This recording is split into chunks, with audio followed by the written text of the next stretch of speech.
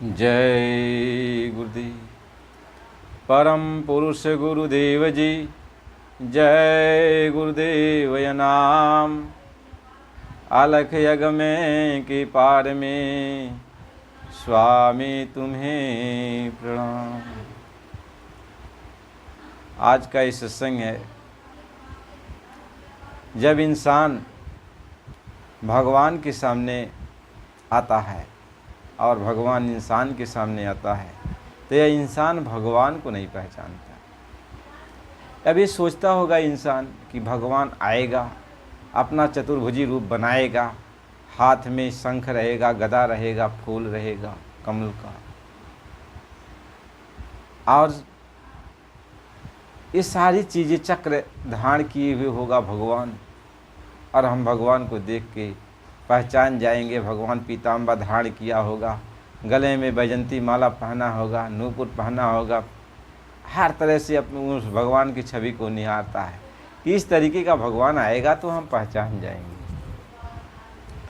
लेकिन जब भगवान उसके सामने आता है और उसके जैसा रूप बना के आता है तो भगवान के बारे में उस इंसान से बातचीत करता है। भगवान जो होता है वो भगवान के बारे में इंसान से बातचीत करता है, भगवान के बारे में समझाता है, भगवान के बारे में मिलने की बात करता है, भगवान की तरफ चलने की बात करता है। भगवान के बारे में बहुत कुछ समझाना चाहता है, हर तरह से चारों तरफ से घेर घार करके भगवान के बारे में भगवान ही इंसान के रूप में इंसान को समझाता है। लेकिन हाय रे इंसान, भगवान के इंसान के रूप में इंसान को समझाने के कारण इंसान सोचता है कि मेरे जैसा एक आम आदमी है, एक आम इंसान है, और अपने को बड़ा बुद्धिमान बनता है, अपने को बड़ा चालाकवान बनता है और हमको ठगने के लिए आ रहा है। ये कौन सा ज्ञान पढ़ लिया है कि हम नहीं उस ज्ञान को जानते हैं? ये कौन सा ज्ञान पढ़ लिया, हम उस ज्ञान को नहीं जानते। भगवान कहता है कि मेरे पास एक ही ज्ञान है, वो क्या है? प्रेम। मेरे पास एक ही ज्ञान है, जिसको मैं पकड़ता हूँ मैं उससे प्रेम करता हूँ।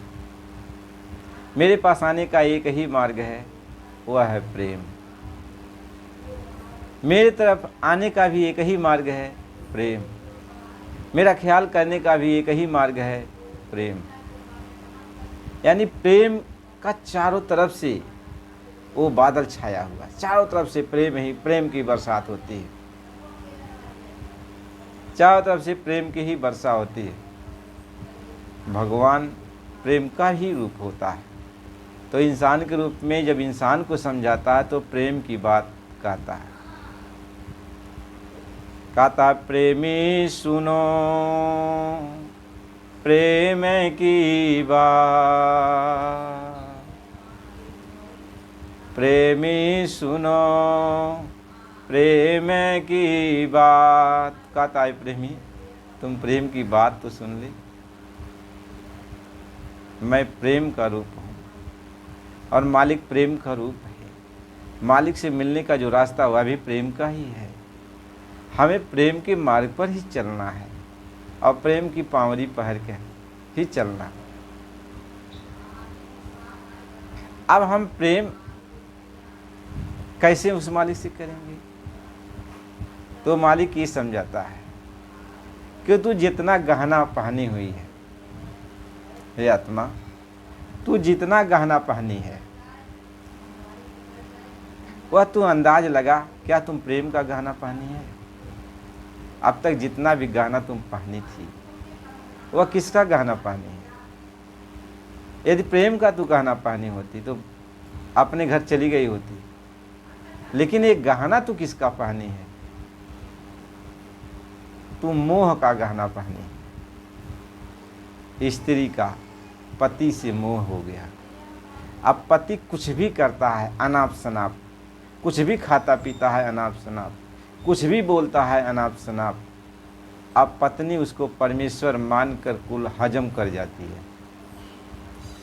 अब बच्चे से मुंह हो गया, बच्चा कुछ भी करता है, बच्चा जो कुछ भी लाख बुराई करके आया हो, लेकिन उसकी सारी बुराई को नज़रअंदाज कर दिया जाता है, क्योंकि मोह व्याप गया है। ऐसा पति पत्नी के प्रति मोह से ग्रसित हो चुका है। ऐसा रिश्ते के प्रति कि हमारा रिश्ता, हमारा बेटी इनके घर चली गई, उनका बेटी हमारे घर चली आई है, ये हमारा मोह का रिश्ता बन गया। ये हमारे रिश्तेदार बन गए, हमारे कुटुंब कबीले बन गए। ये किसका रिश्ता? यह मोह का रिश्ता। अरे जितना श्रृंगार हमने साज बाज करके रखा है, ये किसका है? मोह का रिश्ता है। इसी मोह के रिश्ते को हमने धारण कर लिया। इसी गहना को नाक से लेकर के, सिर से लेकर नाक, कान, आँख, पैर, हाथ में, सब जगह कोई अंग खाली नहीं है। सभी अंगों में इसी मोह रूपी गहने को पहन रखा है, सभी अंग अंग में।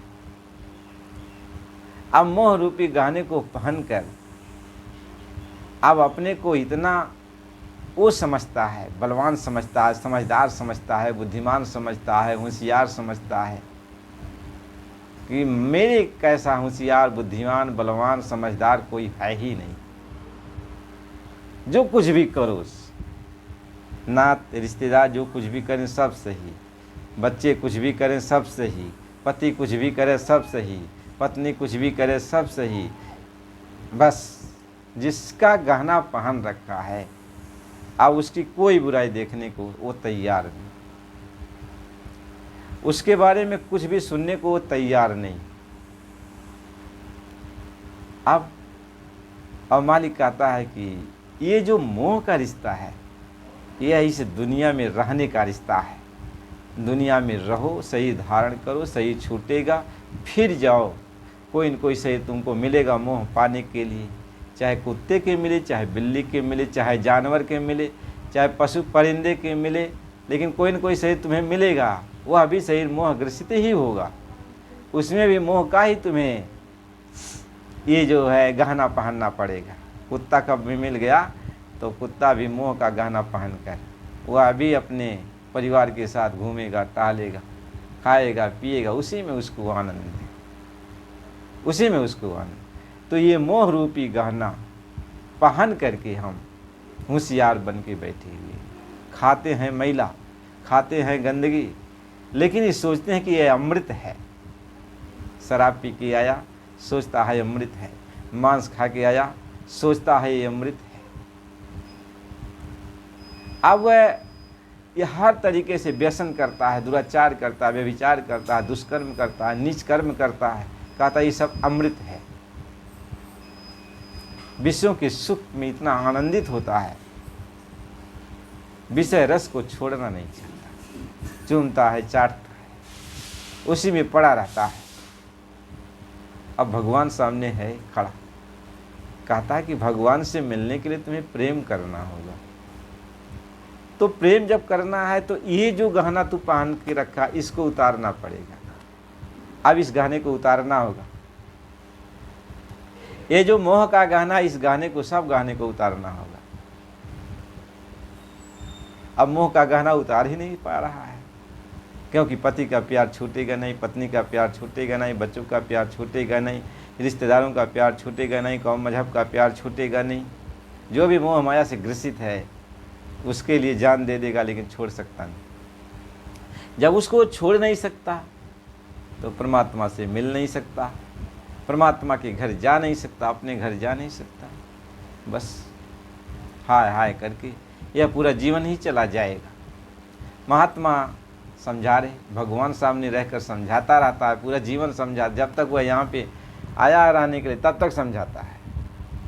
कोई एक आध मिल जाता होगा जो बात समझ गया तो काम अपना बना लिया, नहीं तो सब लोग एक कान से सुनते, हाँ हाँ करते, फिर निकल जाते। कहाँ इस कान से सुनता, फिर हाँ हूँ करता, फिर निकल जाता। यानी अंदर ग्रहण नहीं किया, उसको हजम नहीं किया, निकालने की कोशिश नहीं किया कि हम निकाल दें। महात्मा इस बात को सुनाते हैं, इस बात को समझाते हैं। इसलिए प्रेमियों, बात को तो तुम्हें समझना ही पड़ेगा, और जब तक बात नहीं समझोगे तो समझदारी कुछ आएगी नहीं। इसलिए परमात्मा तुम्हारे सामने रहकर इंसान के रूप में तुम्हें समझाता है, बुझाता है, फिर भी तू परमात्मा को कुछ नहीं समझता। एक अधेला के बराबर उनकी तू इज्जत नहीं करता, उनको तू समझता नहीं है। और जो तुम्हारे दिल में आया यह मोह रूपी गहना पहनने के कारण परमात्मा को कुछ भी कह बैठता है। तो परमात्मा का क्या दोष है? अब तुम पार हो या न हो, तुम नरक में जा, 84 में जा, तो उसमें परमात्मा की क्या गलती है? परमात्मा तो तुम्हें समझा ही रहा था, तुम नहीं माने परमात्मा की बात। परमात्मा समझा के थक गया, और इसके बाद वो परमात्मा जो है तुमसे दूर हो गया। कहा बस। कवि साहिब जी महाराज यही कहते हैं कि दोनों के बीच लागे टाकी और गिर गए, और हालिन झुलनिया बड़ी बाकी गिर गए। अब टाँके लग गए। परमात्मा आया इंसान के रूप में तुम्हें समझाने के लिए, लेकिन तूने समझा नहीं, तो परमात्मा ने अपना मुख मोड़ लिया। अब परमात्मा ने मुख मोड़ लिया तो फिर क्या हुआ? अब तुम अपना जिसमें हो उसमें अपना रहो, मौज मस्ती में। अब परमात्मा तुम्हें समझाने के लिए फिर दोबारा थोड़ी आएगा। एक बार मौका तुमको दिया था, तुम्हारे पास आया समझाने के लिए, तुमने मौका को चुका दिया, मौका चूक गया। अब फिर परमात्मा तुम्हारे पास कब आएगा कि नहीं आएगा, क्या होगा क्या नहीं होगा, अब तेरे आप प्रारब्ध जाने। इसलिए कहते हैं कि मिलना जग में कठिन है, मिल बिछड़ो जन कोय, और बिछड़ा सज्जन ते मिले जिन माथे मन हो। परमात्मा का मिलना तो बहुत कठिन है, लेकिन यदि वो मिल जाए तो बिछड़ो मत। उसके बड़े भाग्य हैं, उसके सिर पे बहुत बड़ा भाग्य मालिक ने लिखा, मणि चमक रही। समझ लो उसका कितना बड़ा भाग्य है कि वो परमात्मा सामने आया, परमात्मा की बात को मान लिया और परमात्मा के मार्ग पर चल पड़ा। समझ लो उसके बड़े भाग्य। उसके भाग्य की जितनी भी सराहना की जाए वो कम है। इसलिए प्रेमियों, जब भी कोई तुम्हें समझा रहा हो, तुम्हारे हित की बात कर रहा हो, तो उस बात को तो समझना चाहिए, उस बात को समझना चाहिए। जब वो आता है तो तुम्हारे हित का मतलब होता है तुम्हारी आत्मा की बात करता है। सच्चा हितैषी वही होता है जो तुम्हारे आत्म कल्याण की बात करे कि तुम्हारी आत्मा का कल्याण कैसे होगा, तुम्हारी आत्मा का उद्धार कैसे होगा। ऐसे हितैषी को भी तुम नज़रअंदाज कर देते हो तो फिर क्या? आप ये सोचते हो कि हम परमात्मा की पहचान कर लेंगे, लेकिन तुमको नहीं मालूम है, एक बार जो है गोपी चंदा और भरथरी दोनों जो है जोगी के भेष में थे। एक गांव में पहुँचे, गांव वालों को पता चल गया कि अरे जोगी आए हुए, दो जोगी, एक गोपी चंद हैं, एक भरथरी, दोनों राजा अब जोगी बन गए। इनके पास तो बहुत बड़ी जो है सिद्धियां हैं, चलें इनसे कुछ मांग लें। तो गोपी चंद और भरथरी आपस में विचार किए, कहें कि गाँव वाले तो आएंगे, और गांव वाले आएंगे, पूरा गांव का झुंड आएगा, तांता लग गया है लोगों का, तो हम लोग कैसे बचें? हम लोगों की पूंजी जो है ये लूटेंगे, अब जितना मन में आएगा उतना लूटेंगे ये लोग। हमारा ये मनौती है, हमारा ये पूरा कर दो, हमारे, क्योंकि दुनिया यही चाहती है। महापुरुष के पास पहुंच जाती है दुनिया तो यही मांगते, कोई धन, कोई दौलत, कोई कुछ, कोई किसी की बीमारी, परेशानी, यही सब दुनिया मांगती है। तो राजा भरथरी और गोपी चंदा कहें तो क्या किया जाए? तो कहें कि देखो जब ये लोग नज़दीक आ जाएंगे तो लड्डू हम निकालेंगे। भरथरी ने कहा हम लड्डू निकालेंगे, इन्हों के सामने वह लड्डू तुम पकड़ लेना, तो मैं तुमसे छोड़ने लगूंगा और तुम हमसे छोड़ने लगना, हम तुमसे छोड़ लेंगे। बस इनके सामने लड्डू को लेकर झगड़ा हम लोग शुरू करेंगे, खूब झगड़ा करेंगे, और वह जैसे दुश्मनी की तरह झगड़ा होता उस तरीके से हम लोग झगड़ा करेंगे खूब, और खूब तुम भी बल से छोड़ना, हम भी बल से छोड़ेंगे। एक बार हम छोड़ लेंगे तो एक बार तू हमसे छोड़ लेना, फिर हम तुमसे छोड़ लेंगे।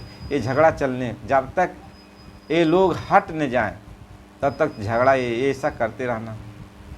गोपी चंदा ने कहा ठीक। अब जब ये लोग करीब में आ गए, थोड़ी दूर रह गया, करीब 2-4 कट्ठे रह गया होगा, इसके बाद वह लड्डू निकाले कुछ पानी पीने के लिए, तब तक भरथरी निकाले, तब तक गोपी चंदा ने छोड़ लिया, तब तक भरथरी उससे छोड़ने लगे, तब तक झगड़ा शुरू हो गया। वह उनको ढकेल रहे हैं, वह उनको ढकेल रहे हैं, वह उनको ढकेल रहे हैं। लोग गांव वाले, अरे हम लोग क्या सोच कर आए थे, ये तो एक लड्डू के लिए लड़ झगड़ रहे हैं, लड्डू के लिए लड़ झगड़ रहे हैं, इनके पास इनको एक लड्डू, ये लोग लड्डू के लिए मर रहे हैं।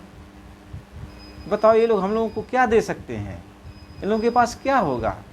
सब लोग कहें छी छी, हम लोग झूठे चले आए, इतना समय हम लोग बर्बाद किए, चलो यहाँ से भागो, इन लोगों के पास कुछ नहीं, ये तो बहुत फटे हाल वैसे। तो सब लोग वापस चले गए। जब वापस चले गए तो दोनों फिर जो है बैठ कर अपना पानी पिए और हंसने लगे। कहें देखो इस तरीके से दुनिया, तो महात्मा अपना खेल करते हैं, वह यहाँ झगड़ा लड़ाई सब करते हैं।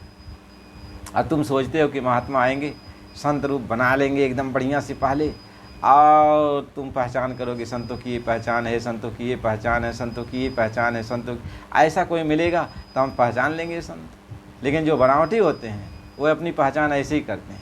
ऐसा शांत स्वामी बैठे रहेंगे, आपको शांत स्वामी समझाएंगे, आपकी हर बातों को सुनेंगे, आपको मालूम होगा, आप संतों की पहचान, संतों के लक्षण मिलाएंगे तो कहेंगे हाँ हाँ ये संत है। अब तो बहुरूपिया है, बैठा हुआ है आपको ठगने के लिए, बस आप चढ़ाना चढ़ाओ अब उसको। लेकिन जो सच्चे संत होते हैं वह इस तरीके से नहीं काम करते, वो जैसा वक्त समय आता उसी तरीके से दुनिया को समझाना शुरू करते हैं, दुनिया को समझाना शुरू करते। कैसे गुरु महाराज जी बहुत समझाएं सबको, जैसा वक्त पड़ा तैसा राजा वो लोगों से बात करने लगे, जैसा वक्त पड़ा।